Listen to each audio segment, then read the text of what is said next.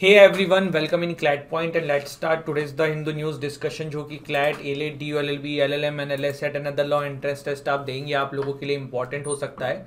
सबसे पहला जो आज का आर्टिकल है ना वो 7th शेड्यूल से रिलेटेड है।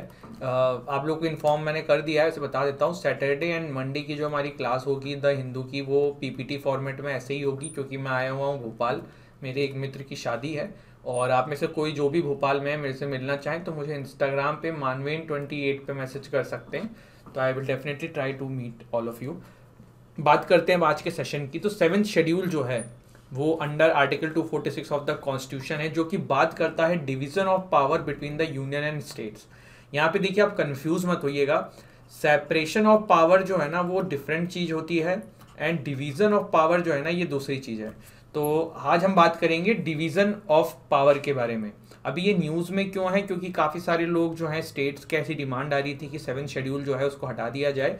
ये इंडियन एक्सप्रेस का आर्टिकल है। आज द हिंदू में ना रिपीटेटिव आर्टिकल्स थे, इसलिए मैंने इंडियन एक्सप्रेस कवर किया है।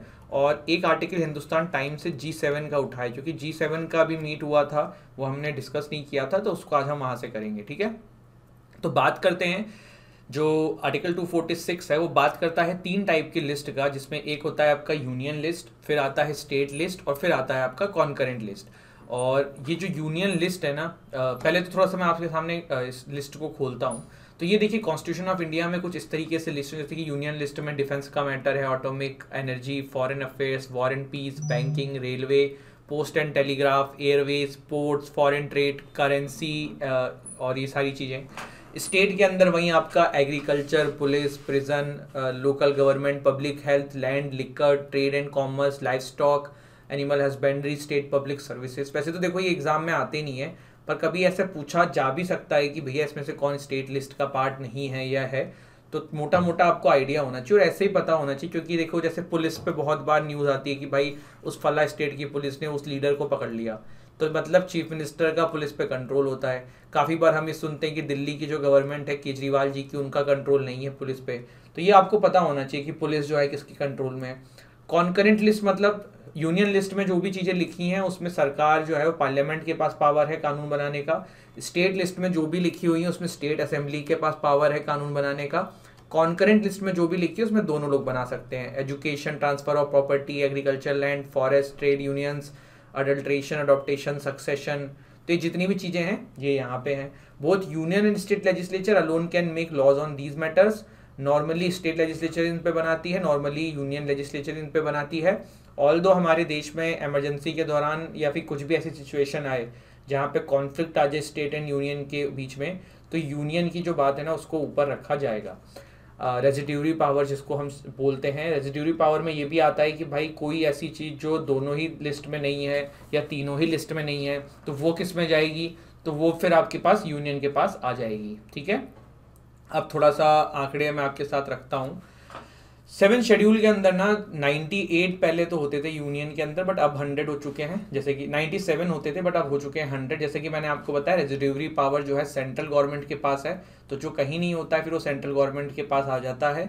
स्टेट के पास जो है वो 61 लिस्ट के अंदर आज की डेट में सब्जेक्ट्स हैं, और कॉन्करेंट के अंदर जो है वो करीबन आपके 52 सब्जेक्ट्स हैं फिलहाल के डेट में। ठीक है, एक चीज़ जो है यहाँ पे ये इंपॉर्टेंट है, ध्यान रखिएगा, क्वेश्चन भी बन सकता है कि जो 42nd अमेंडमेंट एक्ट ऑफ 1976 था ना, ये ऐसा आपका एक्ट था, अमेंडमेंट एक्ट था, जिसमें 5 सब्जेक्ट जो है ना ट्रांसफर किए गए थे कॉन्करेंट लिस्ट के अंदर फ्रॉम द स्टेट लिस्ट। वो कौन कौन से थे, जैसे कि education, forest, weights and measure, protection of wild animal and birds, administration of justice. तो ये क्वेश्चन बन सकता है, तो ये ध्यान रखिएगा कि इस दिन किए गए थे।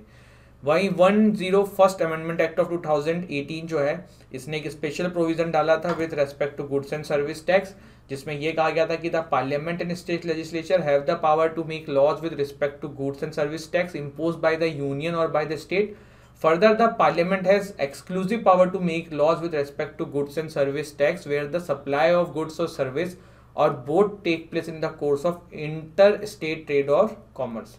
ठीक है, तो ये सारी चीज़ें आपने जानी regarding evolution of 7th schedule. अब थोड़ा सा जानते हैं कि 7th शेड्यूल को हमारे देश में कॉन्स्टिट्यूशन मेकर्स ने बनाते समय क्यों डाला था।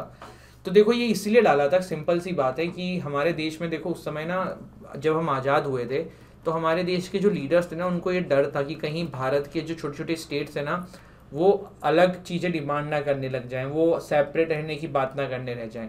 इसीलिए पावर का बाइफिकेशन किया गया कि पावर सेंट्रल गवर्नमेंट को भी दी गई और स्टेट गवर्नमेंट को भी दी गई कि वो भी खुश रहें और हम भी खुश रहें। और ज़्यादा पावर अपने पास इसलिए रखी कि कल को अगर ये लोग सेपरेट होने की कोशिश करें तो फिर सेंट्रल गवर्नमेंट कंट्रोल में ले सके।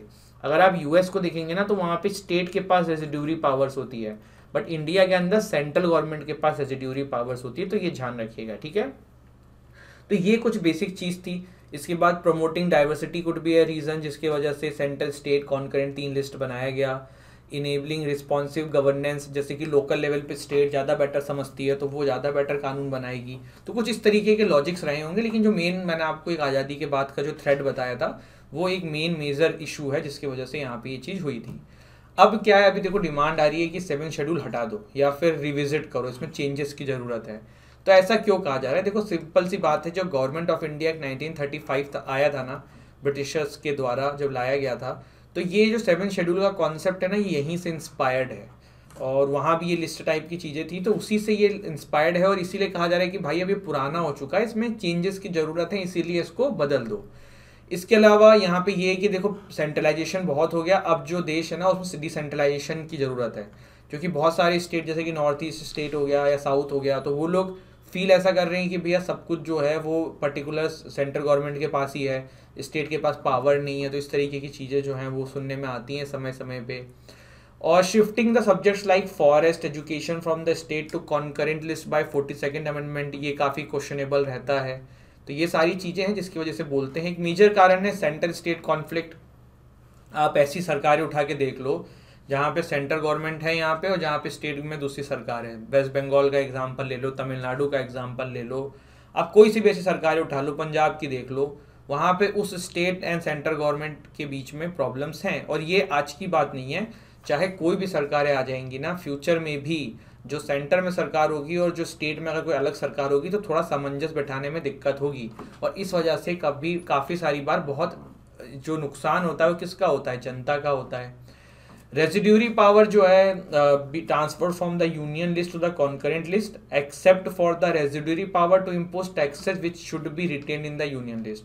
तो ये सजेशंस हैं कि क्या किया जा सकता है। इंडियन एक्सप्रेस में राइटर ने कहा था कि भैया रेजिड्यूरी पावर को स्टेट को दे दो, कुछ पावर्स उसमें अपने पास रख लो, ज़्यादा पावर जो स्टेट को दे दो, ऐसा रेजिड्यूरी पावर के बारे में कहा गया है। कॉन्करेंट लिस्ट को कहा जा रहा है कि state should be consulted by the centre before exercising power over concurrent list. तो ये चीजें आपको समझ में आ गई होंगी, ठीक है। अभी देखो जो अगला आर्टिकल है वो G7 के बारे में है। G7 में कौन कौन सी कंट्रीज हैं आपकी? एक आती है गाइस कनाडा, एक आती है इटली, एक आती है UK, France, Japan, US, Germany, European union.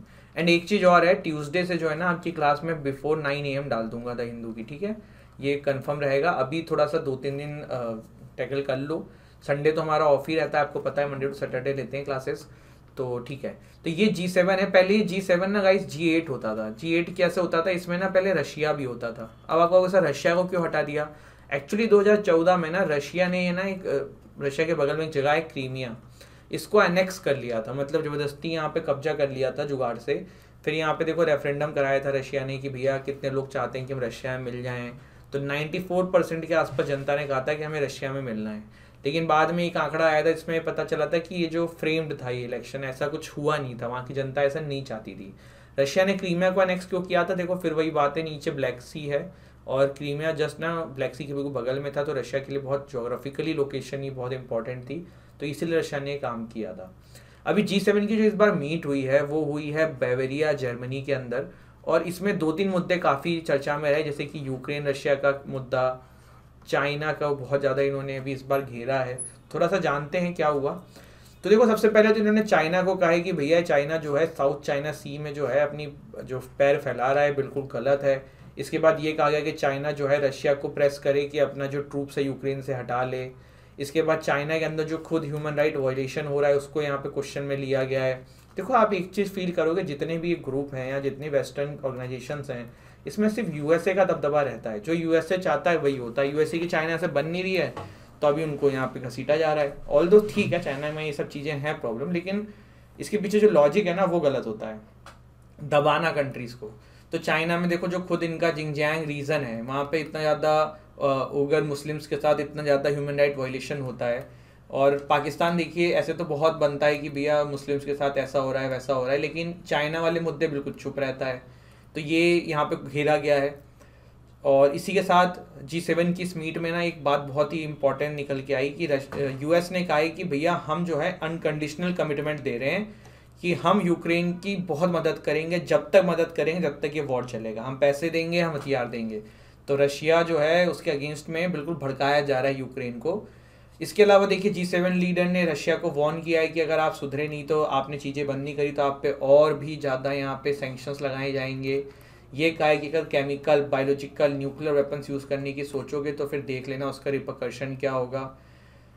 Gold export, Russian products, capping oil prices, इन सब पे भी चर्चा हुई है, जिससे कि रशिया के ऊपर सैंक्शन लगाए जा सके।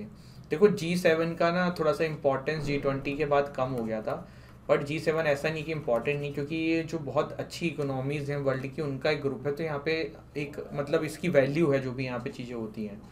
इसके अलावा देखो, US ने कहा है कि वो Norwegian advance surface to air missile system, जिसको शॉर्ट में NASAMS बोलते हैं, वो यूक्रेन को सप्लाई करेगा। इसके अलावा रशिया में have the positive effect Russia of increasing Russia's intelligence, तो ये सब भी कहा गया है। इसका क्या मतलब है? देखो, इसका मतलब ये कि आप रशिया को जो है और भड़का रहे हो, और इससे तो कुछ होगा नहीं, इससे तो वॉर का युद्ध हो रहा है, मतलब हथियारों का युद्ध हो रहा है, और रशिया भी अपने बहुत ज़्यादा फिर हथियारों को लाएगा, यूज़ करेगा। तो नेटो और इवन US ने ये भी कहा कि नेटो की संख्या को 40,000 से हम 3 लाख पे ले जाएंगे। तो ये सब जो है ना रशिया को भड़काने की चीज़ हो रही है, और ये US का करा धरा है। मैं इसीलिए कहता हूँ, देखो कि ये जो नेटो है या जो भी G7 है, सब में चल वही रहा है, हो वही रहा है जो USA चाह रहा है ना। तो ये कुछ चीज़ें हैं जो हमने इस पर्टिकुलर आर्टिकल से जानी। इंडिया के लिए क्या है इंपॉर्टेंस है G7 की? तो देखो, G7 जो कंट्रीज़ है ना, ये 2-3 चीज़ों पे बहुत ज़्यादा बिलीव करती हैं, जैसे कि डेमोक्रेसी, टेररिज्म के अगेंस्ट में, वर्ल्ड में पीस मेंटेन रहे, ट्रेड जो है वो ढंग से हो, कोई इसमें मतलब बवाल ना हो, कोई जुगाड़ ना हो, कोई जैसे चाइना जो है वो छुपे हाथ से डेट देता है, फिर उस लूटने के चक्कर में रहता है। तो इस तरीके की चीज़ों के अगेंस्ट में है। तो भारत जो है इन लोगों के मतलब G7 ग्रुप के एक्टिव होने से भारत का तो फ़ायदा ही है, नो डाउट, कोई दिक्कत नहीं है।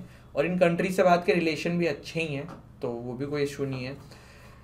इंडिया देखो ना, काइंड ऑफ G7 का नेचुरल पार्टनर भी है, कहा जा सकता है। इसके बाद देखो, अगला आर्टिकल है इंडिया चैलेंज इन अफगानिस्तान। देखो, हमने जो है हमारी एम्बेसी ओपन कर दी है, कहाँ पे? अफगानिस्तान में। अभी जो है देखिए, अफगानिस्तान के अंदर एक बहुत दुर्भाग्यपूर्ण घटना घटी थी। वहाँ पे अर्थक्वेक आया था, और भारत जो है ना वो था फर्स्ट रिस्पॉन्डर। हमने सबसे पहले अफगानिस्तान में जाके मदद करी थी। इंडियन एयरफोर्स जो है वो काफ़ी सारा रिलीफ लेके वहाँ पे गई थी, और भारत ने जो है काफ़ी मदद करी वहाँ के लोगों की। पर देखो, भारत ने ऐसा नहीं कि अभी मदद करी, भारत ने पहले भी काफ़ी कोशिश करी थी। जैसे कि एक बार याद है, आप लोगों को याद होगा कि भारत ने काफ़ी सारा वीट जो है ना वो भेजा था, लेकिन वो हुआ ये कि पाकिस्तान के रूट से भेजा था, तो काफ़ी सारा पाकिस्तान में ही रह गया था, किसी ने लूट लिया था, जो भी हुआ था। अब उतना डिटेल में मैंने उस पर रिसर्च नहीं किया, बट ऐसा हुआ था कि काफ़ी सारा पाकिस्तान में रह गया था। और ये देखो, जो भूकंप आया था ना वो यहाँ पे था। इवन पाकिस्तान के भी काफ़ी सारे एरिया में भूकंप आया होगा और कुछ नुकसान भी हुआ होगा, लेकिन पाकिस्तान ऐसी चीज़ें बाहर तो आने नहीं देता है।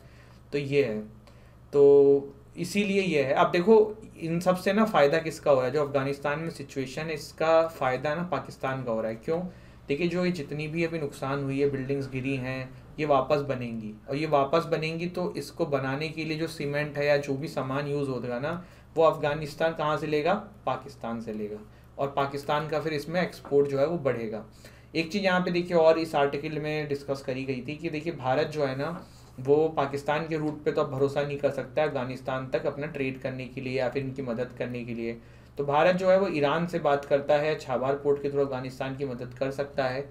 और ईरान से भी हमारे रिलेशन अच्छे ही थे, लेकिन जब US बाहर आया ना ईरान न्यूक्लियर डील से, P5+1 नेशन डील या JCPOA भी जिसे बोलते हैं, तो उसमें ये हो गया था कि भाई US ने इंडिया से भी कहा था थोड़ा सा कम व्यापार करो। कहा तो ये था कि पूरा छोड़ दो, लेकिन हमने तेल लेना बंद नहीं किया, बट हम कम मात्रा में लेने लगे। थोड़ा सा ईरान नाराज भी था हमसे। तो यही कहा जा रहा है कि ईरान वाला रूट जो है भारत को एक्सप्लोर करना है, और उसी से भारत अफगानिस्तान की मदद करे, पाकिस्तान के रूट के भरोसे ना रहे। इवन देखो, ईरान और पाकिस्तान ना ईरान और इंडिया के भी इंटरेस्ट सेम है। क्या है? देखो, दोनों ये चाहते हैं कि अफगानिस्तान में जो तालिबान है ना वो पाकिस्तान के पास ना जाए पाकिस्तान के क्लोज ना होए, क्योंकि कोई भी अपने पड़ोसी देश में टेररिज्म नहीं चाहता है। तो ईरान का पड़ोसी है अफगानिस्तान, इधर इंडिया का तो है ही है। तो इंडिया यही चाह रहा है कि भैया पाकिस्तान से क्लोज ना रहें, और ईरान भी ये चाहता है। तो दोनों ही कंट्रीज़ के आपके जो इंटरेस्ट है ना वो भी सेम है। तो ये एक अच्छी चीज़ है। तो ये सारी चीज़ें हैं जो इस आर्टिकल में थी, एंड आई होप आपको सेशन अच्छा लगा। हमने यहाँ पे अफगानिस्तान और इंडिया के बीच में जो चैलेंजेस होने वाले हैं वो देखा, G7 के बारे में देखा, एंड यहाँ पे हमने 7 शेड्यूल के बारे में डिटेल में देखा है। तो ये था हमारा आज का session. Thank you so much guys. जय हिंद, जय भारत।